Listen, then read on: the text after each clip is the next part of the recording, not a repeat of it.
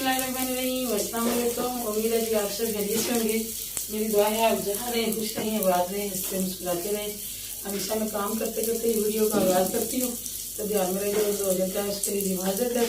और आज ये आपको लोकेशन देके कुछ आइडिया नहीं हो रहा होगा कि यहाँ पे हो क्या रहा है, ना को दोपहर का खाना है, ना शाम का खाना है, ना सुबह वाला सीन है।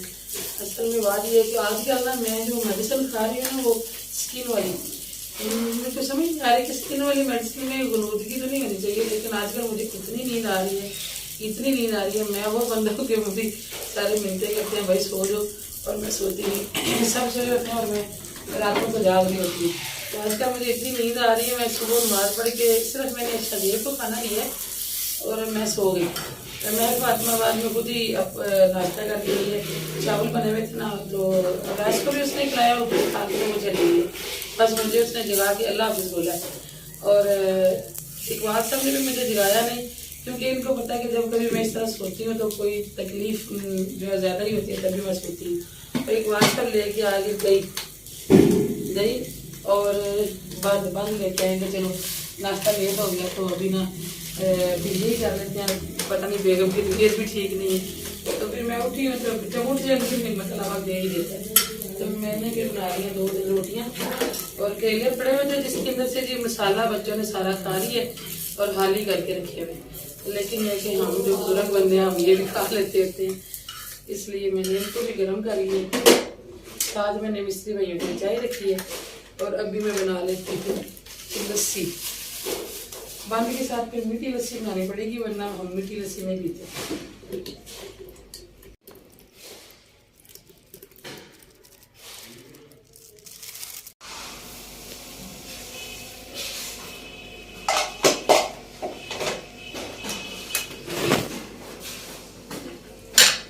वासर ने मुझे अभी जगाया 10 बजे। मैं बल्कि इसे कह रही थी कि अब मुझे पहले आवाज़ दे रही थी, कहते हैं मैं 1 दफ़ा 8:30 बजे भी आवाज़ दे लिया हूँ। तो उस वक्त मैंने सुस्ती इसलिए करती होगी कि उस वक्त कोई काम नहीं होता, तो मैंने कहा अच्छा उठती हूँ। तो अभी जो है वो बच्चियाँ भी नीचे आ चुकी हैं। आजकल 5 लड़कियाँ आ रही हैं काम सीखने के लिए।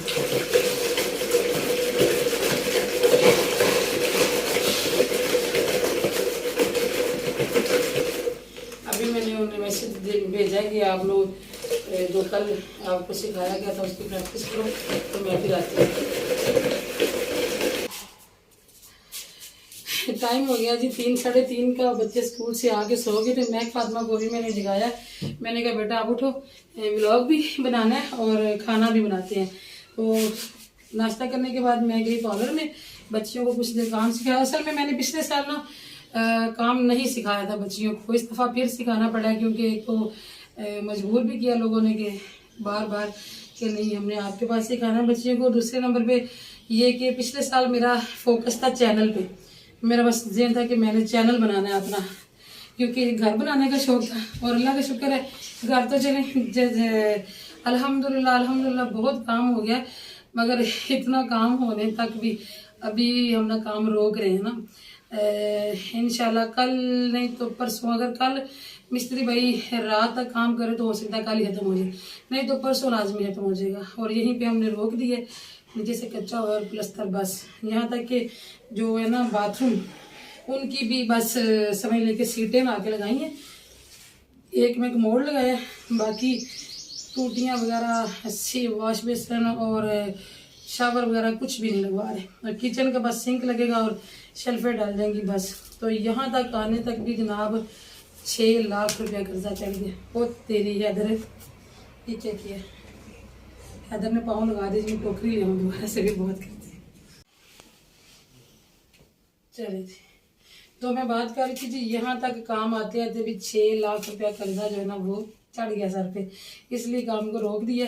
वैसे तो अल्लाह का शुक्र है कि बहन भाइयों से लेन देन अच्छा है, और 2 घरों से भी मुझे ऑफर है कर्जे की कि जी अगर काम मतलब ख़त्म नहीं हुआ, ज़रूरत है तो ले लो। मगर ये जी कि मैं नहीं चाहती कि कर्जा इतना चढ़ जाए, ज़िंदगी का इंसान को पता कोई नहीं होता। तो अल्लाह ना करे अगर मुझे कुछ हो जाए तो फिर इकबाल साहब के लिए इतना कर्जा उतारना बहुत मुश्किल हो जाएगा। अल्लाह पाक सब कुछ ज़िंदगी से दे, लेकिन ये कि चले अल्हम्दुलिल्लाह इतना काम हो जाए ना तो फिर भी घर साफ हो जाता है, मतलब गुजारा हो सकता है। तो मैं देख के ना भिंडियाँ परेशान हो रही थी, तो अभी काट के जो है वो पता चल रहा है ये भी देखे लकड़ी की तरह सख्त है। पहले मैंने एक रखी है वो नहीं काट रही थी, मैं पहले बड़ी बड़ी देख के तो सोच रही थी कि ये सख्त होंगी, फिर मैंने कहा हो सकता नहीं है, तो वैसे ये कोई नस्ल होगी लंबी लंबी, तो मगर ये कि ये ठीक नहीं है, ये तो काट ही नहीं रही है, ये भी बड़ी मुश्किल से कटी है। लेकिन मैंने कहा चलो कोई नहीं, गाली जाएगी, मगर अभी इकबाल साहब घर नहीं है, पता नहीं, मुझे लगता है उन्होंने ली भी फेरी वाले से है, अब चेंज भी नहीं हो सकती।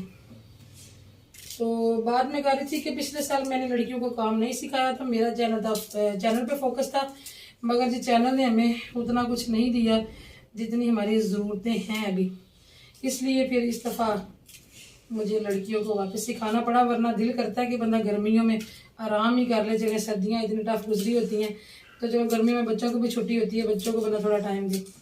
पिछले साल मैंने नई लड़कियाँ नहीं रखी, इसलिए फिर इस दफ़ा वहाँ भी ड्यूटी देनी पड़ती है, तो लाइफ थोड़ी सी ना मुश्किल हो जाती है, बच्चों का खाना नहीं आने तक तैयार होता। जी सालन हो गया है तैयार अल्हम्दुलिल्लाह। भिंडी अब जितनी निकली है ना सही उतनी मैंने बना दी है, क्योंकि आज सब कहीं दूर ही गए हुए थे, तो आज मैंने मंगवाई भी थोड़ी सी थी सही, सॉरी भिंडियाँ, ये देखिए इतनी ज़्यादा, मतलब मैंने मंगवाई भी 1 पाव थी ना, तो इतनी ज़्यादा जो है वो वेस्ट हो गई है। लेकिन चले कोई नहीं, गुजारा मजारा हो ही गया। तो आटा भी मैंने गूंद लिया है, मगर ये है कि मेरी ना एक बहुत बड़ी मजबूरी है कि मैं ना गली मोहल्ले में निकल के ना काम नहीं कर सकती। मैं गली मोहल्ले में चल के जा सकती हूँ आगे पीछे, तंदूर तो हमारे मोहल्ले में लग गया, लेकिन ये है कि मैं वहाँ तक भी रोटियाँ लगवाने के लिए नहीं जा सकती। और शाहजेब साहब निकल गए खेलने के लिए, आजकल उसे थोड़ा सा खेलने का जुनून चढ़ा हुआ, वो असर की रुमाल पड़ के निकल जाता है। और इकबाल साहब कुछ तो आपको बताइए कि इस टाइम मिस्त्रियों के पीछे पीछे होते हैं, मिस्त्री चले जाते हैं और फिर उन्होंने चेकिंग करनी होती है, ज़रा सारी चीज़ें भी समेटनी होती हैं, मसाला वाला जो नीचे गिरा होता है वो खाना होता है। और हैदर जान जब से आया ना वो सो रहा है, उठ ही नहीं रहा, पता नहीं उसने आज क्या भांग पी हुई है। भांग से मुझे याद आया जी हमारे यहाँ पे लग रहा है एक मेला आने वाले दिनों में, तो मैं तो मेलों में नहीं जाती, ना ही क्लास जाते, बच्चे जाते हैं, अगर हम जाते होते तो माँ बाप को ज़रूर दिखाते। तो मैंने कहा कि चले आटा गूंद गया, मैं फातिमा ने गूंद लिया था साथ ही साथ, तो डब्बे में डाल के रख देती हूँ, जैसे कोई फ्री होता है ना तो रोटियां लगवा लाएगा। आजकल गाँव के लोग ना तंदूर की रोटी खाना पसंद करते हैं, तवे की ज्यादा नहीं खाते। अच्छा आप लोग कहेंगे कि भांग से मेला क्यों याद आया था? भांग से मेला इसलिए याद आया था कि मेलों पे इस जो मेला लगना है ना हमारे यहाँ पे, वहाँ पे जो मलंग होते हैं ना वो भांग का गोटा लगा रहे होते हैं, पी रहे होते हैं, भांग के पकौड़े भी चल रहे होते हैं मेलों पे, इसलिए मुझे भांग से मेला याद आता है। काका उठो ना मेरे बेटे, रोटियां लगवा लो हलील से, जाना नहीं तंदूर पे, कल तंदूर चला था तो हमने रोटियां पकाई नहीं थी, उठो जाओ। ये तंदूर वाला भी हैदर का फेवरेट है, देखिए उठ गया हैदर, अगर बाजार जाना होता फिर नहीं खाई सकती, वहां से शजे भी लगवा के लाता है। असल में हैदर को खलील पसंद है ना। चलो जल्दी आ जाओ, कल मामी लोगों से जाके क्या था, मामी आपने रोटियां नहीं पकवा रही, मैं पकवा के लाता हूँ। तंदूर चल गई, इधर जूता पड़ा हुआ। आप लोगों ने कहा जी कि आप हर वक्त नहीं दिखा रहे कि काम कहाँ तक पहुंचा, तो असल में काम रह गया सिर्फ 1 या 1.5 दिन का, तो इसलिए हमने कहा कि मुकम्मल हो जाए फिर आपको दिखाऊंगी, क्योंकि अभी बड़ा अंधेरा होता है। पर जब मैं फर्क होती हूँ नीचे जाती हूँ तो उस वक्त अंधेरा हो चुका होता है। ज्यादा मसला ये है कि मैं मिस्त्रियों की मौजूदगी में जा नहीं सकती, और जब मिस्त्री जाते हैं तो अंधेरा हो चुका होता है। ये वजह है ना दिखाने की, और कोई वजह नहीं। आपको नहीं दिखाना तो किसको दिखाना। गिलास ले लो, खास ले लो, ये बड़ा गिलास है, ये साफ है ना ये वाला गिलास।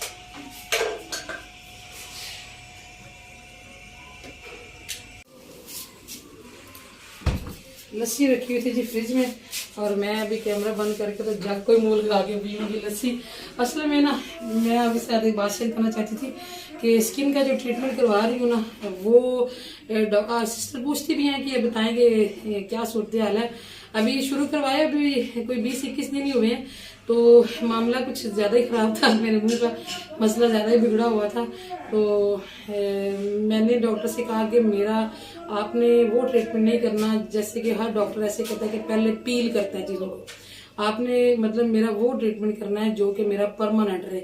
अगर मैं बीच में स्किप भी कर देती हूँ तो मेरा ज़्यादा नुकसान ना हो। तो इसलिए फिर ना अभी वो जो पिगमेंटेशन है जो ऊपर स्किन के वाजे होती है, डार्क स्पॉट्स हैं, वो इतने खत्म नहीं हो रहे, लेकिन फिर भी लगता है कि जैसे स्किन ना रिपेयर हो रही है। तो ये जो जैसे कि स्किन की 3 लेयर्स होती हैं, तो कम से कम 3 माह लगते हैं इसका कुछ रिजल्ट नजर आने में। फिर भी मेरी कल एक सिस्टर ने कमेंट किया हुआ था, उन्होंने मुझे कुछ देसी टोटका बताया और उन्होंने कहा था मैं वजीराबाद से हूँ, तो उन्होंने बताया ओले सर। अच्छा, मैंने आपको ये कहना था कि मैंने इससे पहले ओले सर गंधक सुना हुआ है खाली, और वो तो कोई जहरीली चीज है ओले सर गंधक। तो जरा उन्होंने तरीका मुझे याद है जैसे आपने बताया खाना कैसे, मगर मुझे वो क्लियर कर दे कि ओले सर कुछ और है और ओले सर गंधक कुछ और है, और मुझे ओले सर ही समझ आई है। तो अगर मैं गलत समझ रही हूँ तो आप ऐसे करें कि उर्दू में लिख के भेज दें, ठीक है, ताकि मैं सही समझ सकूं, और मैं वो भी इंशाल्लाह करूंगी, क्योंकि वो तो देसी टोटका है, उसमें तो मतलब कोई ऐसा नहीं है। फिर ये भी मैं आपको बता दूं कि मुझे थोड़ा सा ना मेरे जिगर का भी मसला है, थोड़ा नहीं ठीक ठाक है, अगर मैं 2-3 दिन स्पाइसी चीजें खा लेती हूँ तो बड़े हालात बिगड़ जाते हैं, इसलिए वो भी देख लीजिएगा कि ऐसी कंडीशन में मैं वो टोटका का। अल्लाह पाक जी किसी को वो क्या कहते हैं कि डॉक्टरों के बस न डाले। सियाने कहते होते हैं कि एक अदालतों के और एक डॉक्टरों के बस अल्लाह ताला किसी को न डाले। और मेरी दुआ है कि अल्लाह ताला किसी भी मेरी बहन को स्किन की कोई तकलीफ ना दे कर नसीब करे। बाकी तकलीफों से भी अल्लाह पाक महफूज रखे, तकलीफ जो भी आज बुरी होती है। और ये जो फेस का मसला होता है ना, खास तौर पे पिगमेंटेशन जो कि रंग को जला के रख देती है, जिससे शक्ल इंसान की और हो जाती है, वो तो अल्लाह पाक किसी को ना दे। ये देखें जी, इतनी सारी मेडिसिन हैं जो कि मुझे स्किन के लिए यूज करनी पड़ रही है और खानी पड़ रही हैं। और जितनी आजकल गर्मी है ना, आपको पता है कि स्किन पे कुछ लगाया नहीं जा सकता। एक बंदे की ऑयली स्किन हो और झुलसी हुई हो और ऊपर कुछ लगा के दिन में वीडियो भी बनानी है, रहना भी छत पे है, आगे पीछे से धूप भी पड़ती है, मास्क भी लगाना पड़ता है। आज मेरी स्किन पे इतनी जलन हो रही है, इतनी जगह देखें जी, मैंने आपको अपनी बहनों से शेयर करती हूँ। ये है जी स्किन बूस्ट है जी ये, और ये है सीरम। ये तो मैंने खुद भी पहले प्लान किया हुआ था कि मैं यूज करूं, क्योंकि ये मैंने शास्ता लोधी की वीडियो में देखा था, उन्होंने इसकी बड़ी तारीफ की थी। बायो वन सीरम है। और ये है जी डफ, जो कि इसमें 30 SPF भी होता है और ये मॉइस्चराइजर भी है। ये दिन में लगाने के लिए, और ये जब मैं लगाती हूँ तो बड़ी ही शदीद जलन होती है।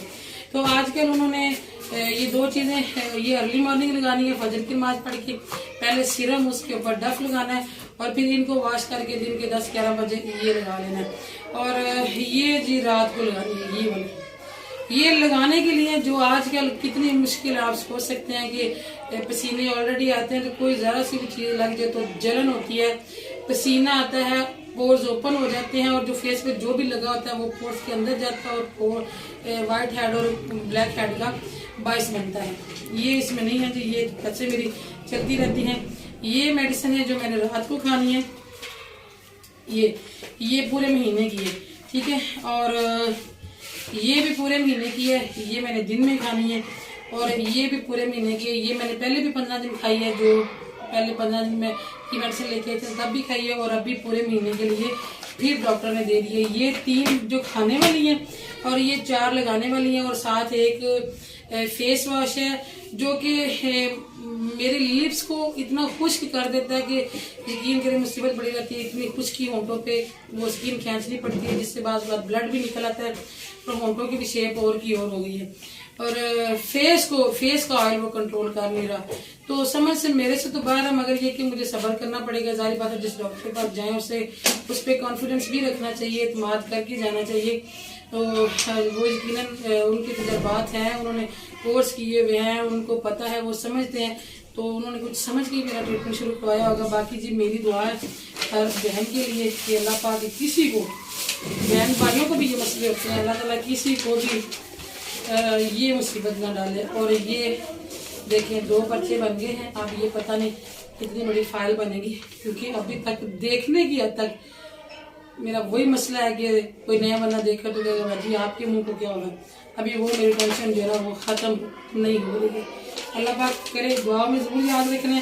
मिलेंगे जी कल इंशाल्लाह। ये मेरी बहनें पूछ रही थी मुझसे, मैंने आपसे ये बात शेयर कर दी, मेडिसिन भी आपको दिखा दी कि मैं वाकई मेडिसिन यूज कर रही हूँ और कितनी टेंशन में हूँ, मुझे आपकी दुआओं की कितनी जरूरत है, इसलिए मैंने आपको सारा कुछ दिखा दिया। तो दुआ में ज़रूर याद रखा करें। मिलेंगे जी कल मगरिब की नमाज का टाइम है।